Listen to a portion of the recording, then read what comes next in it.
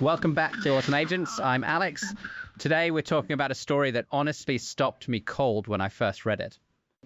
Yeah, this is a big one. Google just sued a Chinese cybercrime network for using Gemini, Google's own AI, to build phishing sites at scale. Google's own model turned into a fraud tool. Let's back up. What's the outsider enterprise? Think of it as a software company for fraud. $88 a week got you 290 pre built templates impersonating banks, carriers, shipping companies, government portals. $88 a week, less than a lot of software subscriptions. Right, no coding skills needed. The platform handled credential harvesting, keystroke logging, real time dashboards showing victim activity as it happened. And where does Gemini fit in?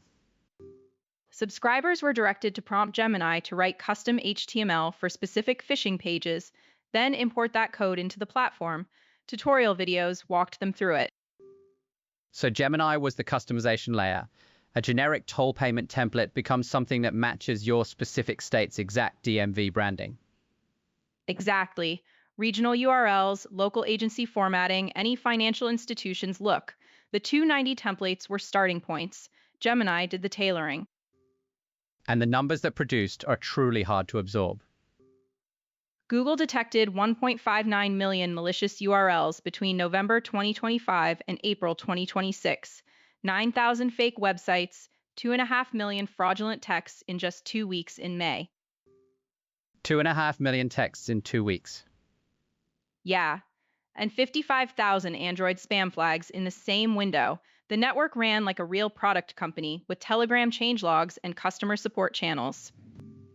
Let's talk about the two-factor bypass, because this is the part that truly unsettled me. So the kit had adversary in the middle built in. You enter your one time code on the fake page, and the platform relays it to the real site before the token expires. So the real account gets authenticated while you're still looking at the fake confirmation screen. Right. Automated and fast enough that no user can catch it. Two factor authentication is effectively useless against this specific attack. Okay, the lawsuit. Why RICO? The network had defined roles, shared infrastructure, and profit distribution across operators. It wasn't a loose group, it functioned as an organized criminal enterprise. And the Lanham Act covers the trademark side, pages built to pass as Google, YouTube, USPS. Filed in the Southern District of New York, Google used that venue against a ring called Lighthouse in 2025, and it disrupted that platform within 24 hours of filing.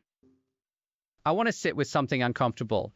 Google's filing explicitly says its own AI was used to industrialize this fraud. It's an uncomfortable admission. Every model provider pushing for broader access is accepting this trade off. More accessibility means more attack surface.